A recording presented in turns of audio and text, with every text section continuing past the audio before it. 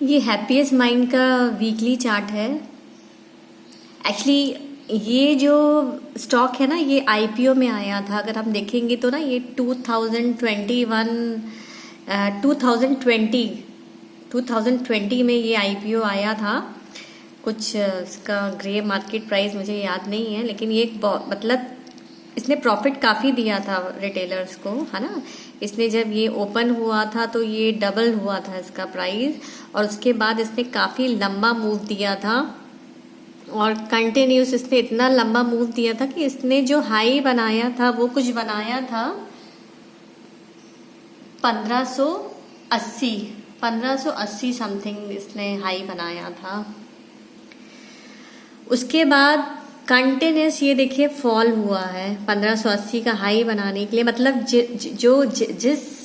जिसने भी यहाँ पर बाय करके, मतलब अप में बाय करके, जो भी लोगों ने यहाँ पर अगर बाय किया था 1500 के लेवल पे, वो सारे रिटेलर्स फंस गए होंगे। उसके बाद यहाँ से कंटिन्यूस देखिए सेलिंग ही आई है इसमें हैप्पीएस्ट माइंड में। अब मैं ना ये छोटी सी वीडियो इसलिए बना रही हूँ, अभी तो मैंने यूट्यूब में नहीं डाला है, लेकिन मैं सिद्धार्थ जैन, जैसे तुमने पूछा कि यार इसमें इन्वेस्ट करना चाहिए कि नहीं, तो मैंने सोचा चलो यार एक छोटी सी वीडियो मैं पर्सनल बना दूँ। तो अब आप देख सकते हो ना कि ये स्टॉक कंटिन्यूस इतना भागने के बाद ये कंटिन्यूस इसने फॉलिंग दिया। ये देखो, ये फॉलिंग दिया।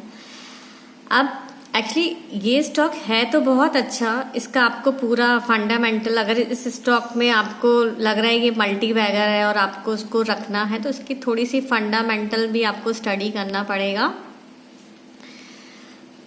इसकी थोड़ी फंडामेंटल देखना पड़ेगा आपको। लेकिन आप ये देख सकते हो ना, ये स्टॉक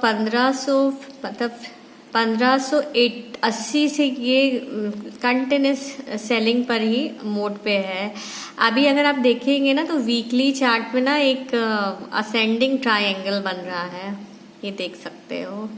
तो ना ये जो ट्रायंगल है ना, अब मैं स्टॉप लॉस का आपको मतलब आपको इम्पोर्टेंस बताती हूँ कि क्यों हम किसी भी स्टॉक पे जब इन्वेस्ट करते हैं ना, तो हमको एक स्टॉप लॉस ज़रूर लगाना चाहिए, क्योंकि हमें नहीं मालूम कि ये कौन से फेज पे टर्न कर जाए, है ना।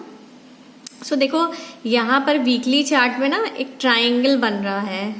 अगर तुम देखो तो इस ट्रायंगल में देखो, एक बार, दो बार, यहाँ पर जब यहाँ से जब इसने डाउन मूव दिया तो इसने यहाँ तक का अप मूव दिया, फिर ये नीचे गिरा, फिर यहाँ पर आके रुक गया इस स्पॉट पर, फिर इसने अप मूव दिया, फिर ये डाउन गया, फिर आप मूव दिया। ऐसे करते करते इसने यहाँ पर एक फेक ब्रेकआउट दिया था। इस पोजीशन पे रिटेलर्स को लग रहा होगा हाय ये और भागेगा, ऊपर जाएगा, है ना। लेकिन इसने फेक ब्रेकआउट देके फिर ये नीचे आ गया। अब फिर आके इसने इसी जगह पे 1 2 3 बार यहाँ सपोर्ट लिया। अगर जिस ट्रेंड लाइन का, अगर आपने थोड़ा बहुत टेक्निकल का नॉलेज होगा, तो एक ट्रेंड लाइन, मजबूत ट्रेंड लाइन जब बनती है, जब कोई भी स्टॉक एक ट्रेंड लाइन पे 3 से 2 बार उसी जगह पे आके रुकता है, तो वो एक मजबूत ट्रेंड लाइन होती है। तो मैं अभी बोलूंगी कि इसकी ये वाली जो ट्रेंड लाइन है ना, ये ट्रेंड लाइन आके रुकती कहाँ पर है, 674 पे।